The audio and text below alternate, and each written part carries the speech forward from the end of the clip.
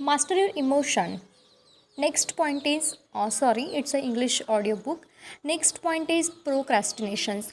Only put off until tomorrow what you are willing to die having left undone.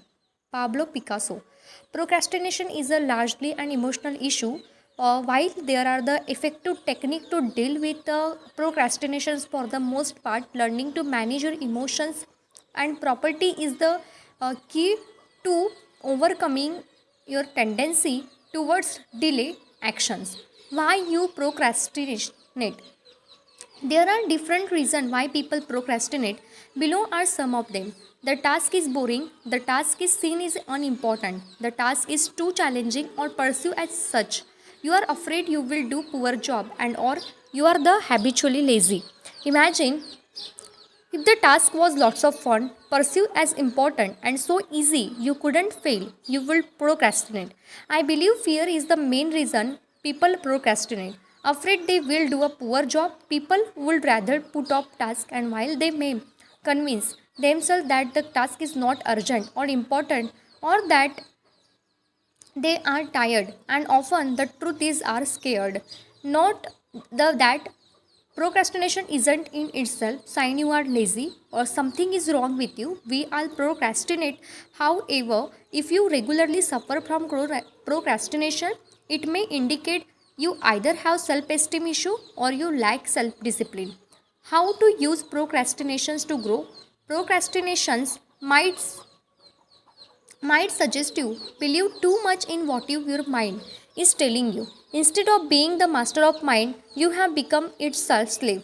And this comes at the cost of not living the life you want, not accomplishing your dreams, and experiencing low self esteem, guilt, and unhappiness. Remember, when your mind tells you you are tired, let's rest. Let's do it tomorrow. It's not an order.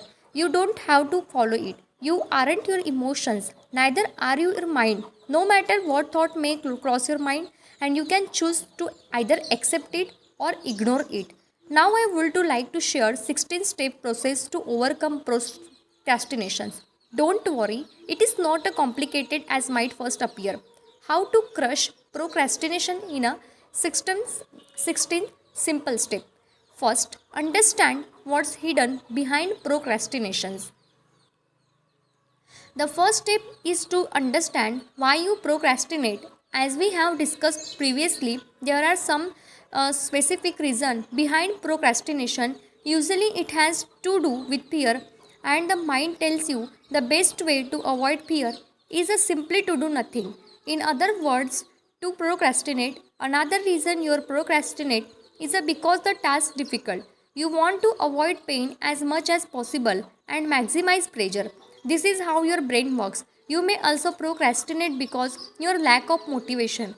This happens when the task you work on isn't part of bigger vision that excites you. If you lack motivations, ask yourself why, then consider the following solutions. Delegate the task, eliminate task, reframe the way you perceive the task to make it part of bigger and more exciting vision.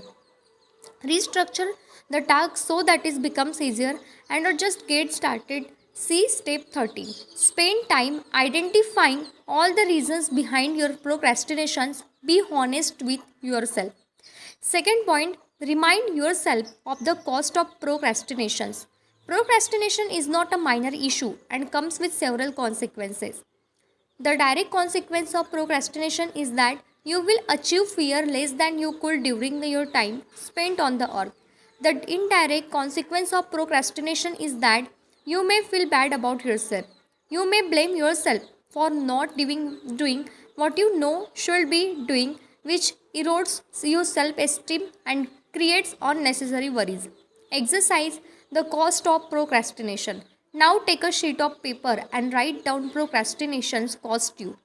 How does it affect your peace of mind, your self esteem, your ability to achieve your dreams? The more you are sick and tired procrastinations, the more likely you will be to actually do something about it. 3. Uncover your story.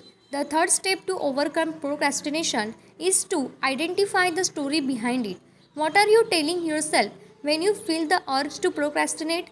What thoughts cross your mind? What excuses do you use? Some common excuses: I am too tired, I will do it tomorrow, I will do a poor job, and or it's not a really important. Let's address some of these excuses, right? Always I am too tired. While that may be true, you must realize you are not your mind. Okay? You don't need to listen to your mind. Navy SEAL David Goggins uses the 40% rule. This rule states that even when you think you can't take it anymore, you are using only 40% of your brain's capacity. The bottom line is you have great reserve of energy you can tap into when you feel tired. Therefore, working of 2 hours on your side business after work it is going to kill you. I will do a poor job. If you scheduled a task for today, it means you believe you can do it. Thus, the fear of doing a poor job isn't the issue here. After all, if you think you will do a poor job today, what makes you think you will do better job tomorrow? You must likely won't. And that's the just story you are telling yourself. I will do it tomorrow. Going to tomorrow might not to be big deal.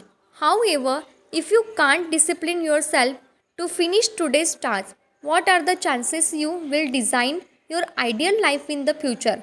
Remember, discipline yourself to complete the task in front of you. It is ultimately what will allow you create your future life. Time, effort and self discipline are required to create anything of value in your life. Is it's not really important? Even if that is true, and completing the task scheduled creates an open loop, the somewhere in the back of your mind you know that you still have to complete that task. If you keep putting off tasks, you will soon start losing motivations. At some point, you may even end up feeling stuck without knowing why. Exercise, write down your excuses. Start becoming aware of all the excuses you come up with.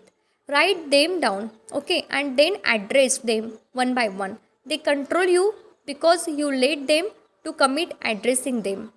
Fourth, rewrite your story. Look at your excuses. Are you too tired? Do you lack time? Are you trying to do everything perfectly? Now you have identified your story. Create a new, more empowering story to neutralize your old excuses.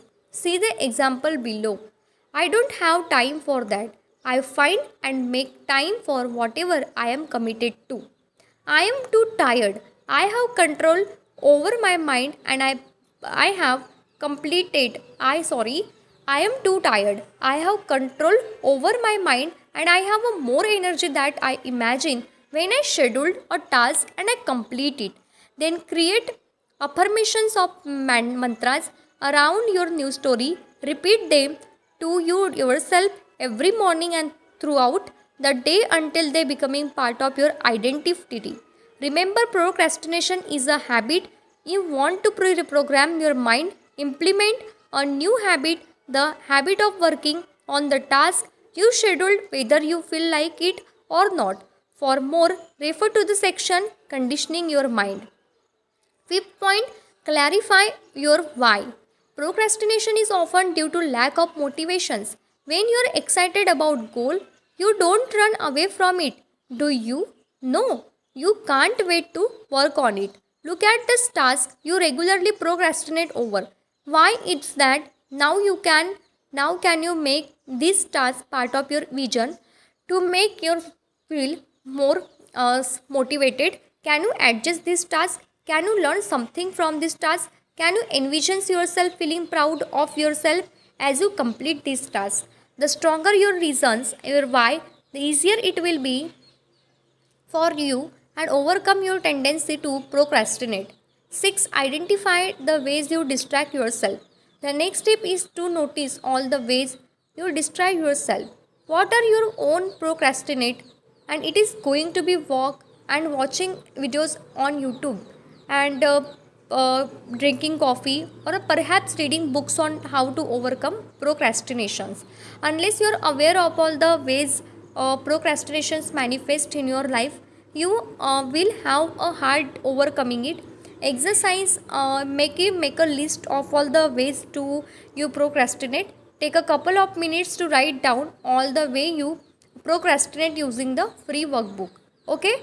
Point number 7, stay with the urge. Okay.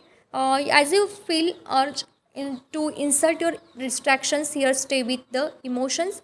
How do you feel?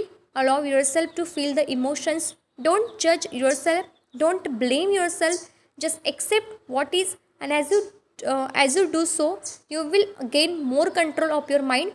Refer to the chapter on the letting go of your emotions for more informations. Point number 8, record everything you do. To assess your productivity and gather insight on the ways you procrastinate, record everything you do in a notebook. Do it for once week. Each time you switch from one activity to another, write it down. Make sure you write how much time you spend on each task. By the end of the week, you will know how much time you spend doing real work and how much time you spend distracting yourself. Be careful, you might be shocked. Okay, next point is 9 number. Set a clear intent behind everything you do. Before working on a task, make sure you know exactly what needs to be done. Ask yourself what I am trying to accomplish here. What will the end result look like? This way, you will avoid giving your mind room to create excuses. 10. Prepare your environment. Your mind doesn't like what's difficult, it wants things to be easy, and thus make sure you remove any frictions and obstacles so you can work on your the task immediately. For instance, if you want to run, have a running grade gear ready to next to your bed so you can go run right after you wake up. After a full warm up first, of course. For a computer release task, remove all distractions from your desk and make sure you can access all the files you need immediately. Point number 11, start small. Sorry, start small. Instead of putting a lot of pressures on yourself, why not start small? Rather than writing 2 pages of your manuscript, maybe you can write the one paragraph rather than exercising for 1 hour. Why not start a 5 minutes? Making your task smaller will help you overcome procrastinations. Not only that, but it will also allow you to build momentum. So whenever you have options, make sure you start small to reduce the pressure. 12. Create quick time wins. Facing daunting the task every day will set you up for failure and kill your motivations. Learn to chunk down your task and set a small milestone once you can achieve easily. This will allow you to form a habit of completing your task 100%. Increase your self-esteem as you accumulate quick and wins and reduce the urge how to procrastinate. Set small goals every day and accomplish them consistently for a few weeks. By doing so, you will increase your self-esteem and be better equipped and complete challenging tasks in the future. Remember, getting things and what getting things done, it is habit, and as with any other habit, it can be practice and learn. Okay, point number 13, just get started. Often when you start working on a task, you will enter what is called the flow and things become effortless. In these instances, you become so focused on your task, motivations will no longer be an issue. The best way to enter flow state, and it's by getting started. To make it easier, decide to work on a task for only 5 minutes and see what happens. Remove any pressure or desire to perform well and give yourself permissions to do a poor job. You will often and end up working on the task for a lot longer than originally planned. Notice that the more attention you requires and the more likely you are to enter the flow quickly. In addition, you can use the 5-second rule introduced by Mel Robbins in her book.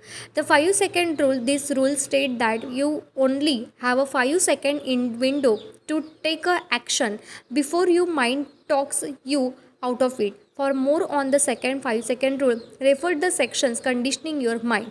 14 point, create daily habits to support you. If you tend to procrastinate on an important task, commit to working on them first thing in the morning. For instance, if you want to write a book, start writing every morning. Start small. For instance, set any tiny goals of writing 50 words a day and do it every morning. As you maintain the schedule, you will develop writing habit and make a procrastinations less likely.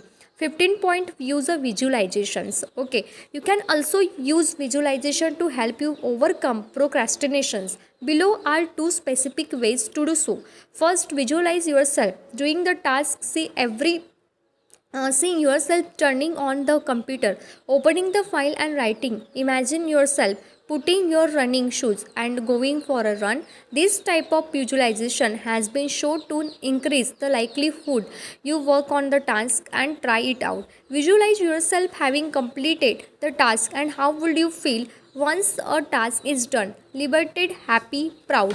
Now feel as you would feel you had completed your task. By doing so, you will experience a boost of motivations that will encourage you to work on your task. 16 points, build accountability. If you have hard time completing tasks, you might need someone accountability. When I am likely procrastinate, I like to send message to a friend and tell him I will complete a certain task by specific date. Another way to build accountability is to have accountability partner you communicate with on regular basis. You could talk to him her or once a week share your list of goals. You could look at the important tasks you will likely to put off and set a specific deadline for each one. Then you could send an email your accountability partner to let him or her know when you completed task. If you follow this 16-step process, you should be able to overcome or last at least significantly reduce your tendency to procrastinate. Follow the 16 action step. Follow the 16-step process using the corresponding sections of the workbook. Section 4, how to use your emotions to grow procrastinations. Next point is lack of motivations. People often say that motivation doesn't last. Well, neither does bathing. That's why we recommended it daily. Zig Ziglar, salesman and motivational speaker. Lacking motivational is usually a sign that you don't have compelling vision to pursue. People who have exciting visions seldom lack motivations, and while they may experience setbacks along the way and feel frustrated or even mildly depressed, they tend to bounce back quickly by reminding themselves on their vision. Lack of motivation is also sign you are not following your bliss, and it shows there is a misalignment between what you do and you are. The word enthusiastic comes from Greek and means fins, filled, filled, and with the divine. If you lack enthusiasm, you are probably out of uh, out of touch with essence of who you are. I have never heard a Nobel Prize winner. Sorry, sorry for. I have never heard of Nobel Prize winner retiring early because he, she, or was bored. In fact, most of them will work until they die, and this is because they have a clear purpose. And similarly, I have never seen billionaires selling the companies to retire on a tropical island. They may have tired but quickly realize now boring their lives have become. The point is, you don't inherently lack of motivations. You are just not doing what you're supposed to do. You haven't stretched yourself enough to, haven't created a vision and inspires you. Perhaps you are stuck at the same dead end job that bores you tears, or maybe you are not a current job for the money to fulfill your parents' wishes. Then it's no wonder you lack motivation. Fortunately, you can get your motivations back. How to use motivations or lack thereof to grow. A lack of motivation says you need to design a life that is more in line with who you are. It entails having a deep knowledge of your strength and personality and preference while making sure you leverage them on day to day basis. Knowing your strength.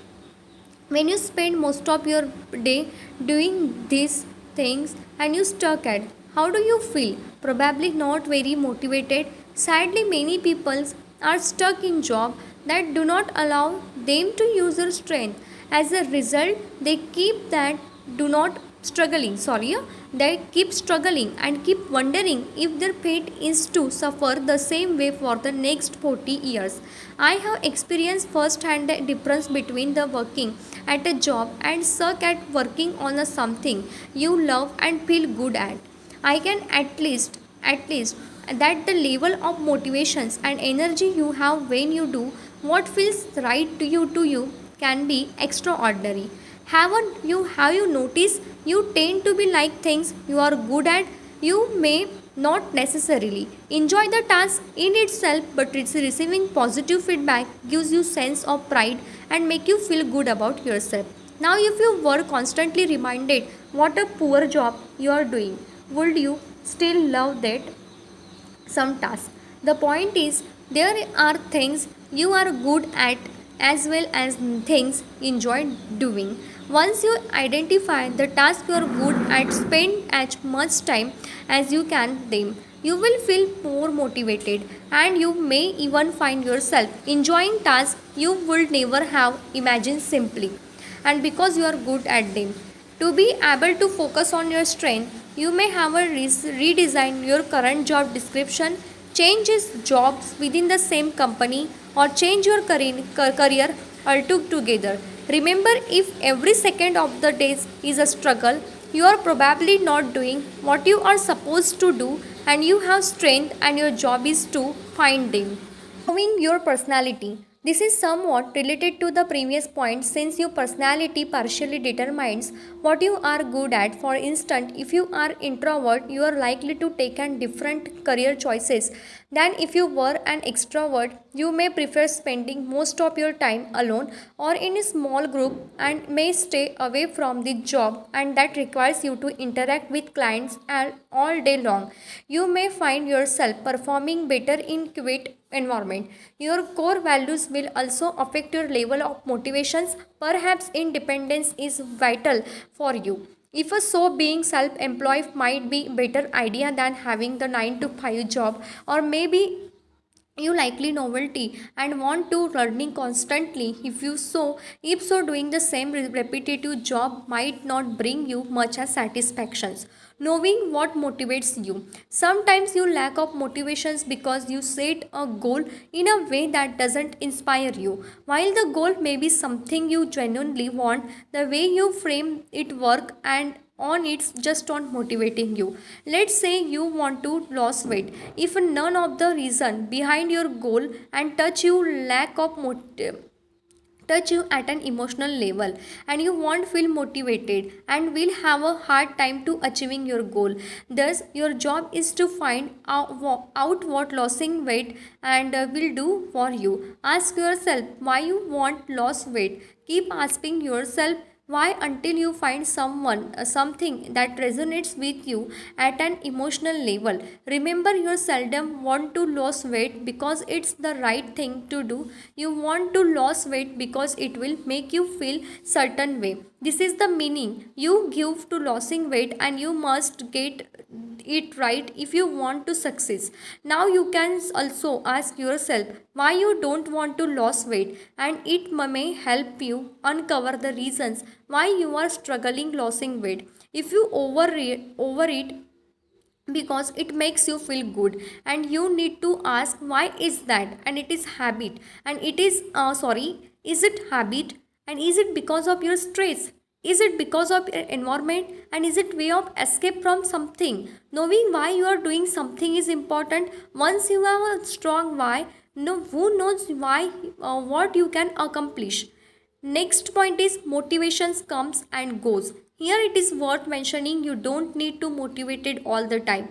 Motivations comes and goes. There is no need to be beat yourself up and when you feel uninspired. To help you take actions when you lack of motivation, it is important to have a system that allows you to stay on track with your goals. Build the self discipline needed to do things and when and you don't feel like it, and have a self compassion and love yourself instead of blaming yourself for everything that goes wrong in your life.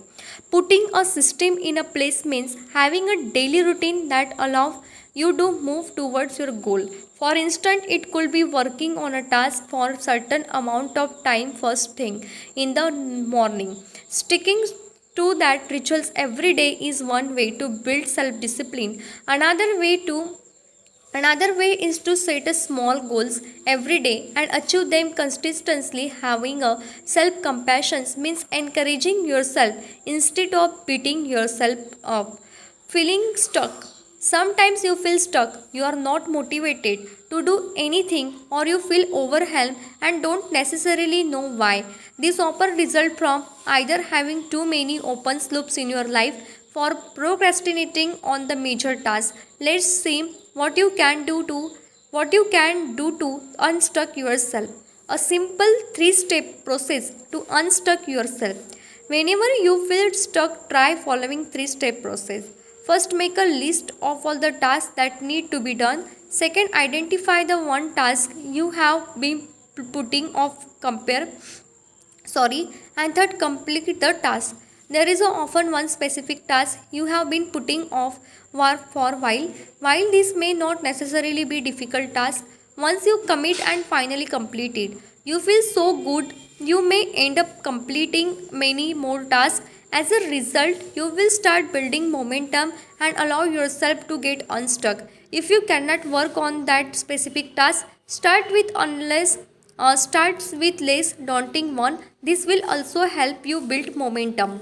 Closing open loop. If you have been putting off too many tasks or have too many unfinished projects, you can do the following. First, make a list of all the tasks or projects you want to complete. Second, set aside of specific time to complete them. Perhaps just a few hours could allow you finish many of these tasks, or maybe you need longer if take a more time.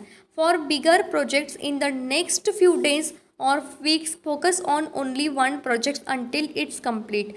Reschedule, delegate and abandon some of your projects. Action step. Refer to the exercises in the corresponding sections of the workbook. Sections 4, how to use your emotions to grow and lack of motivations. Thank you for purchasing this book. My sincere hope is that help you make sense of your emotions and give you the tools you need to start taking better control of them. Remember, the quality of your emotion determines the quality of your lives. Therefore, learning how to change yourself and your environment to experience more positive emotions is essential for well-being.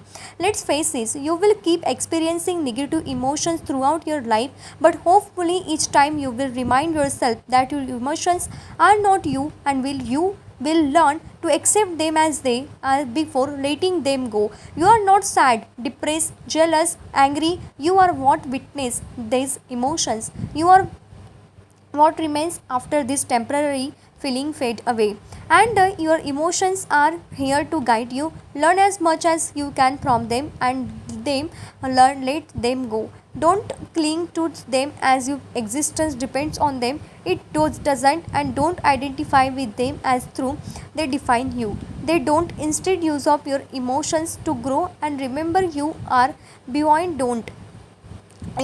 emotions. How could you not be? They come and go, but you stay always. What do you think? I want to hear from you, and your thoughts and comments are important to me. You enjoy this book and found it useful. I will be very grateful. You will be I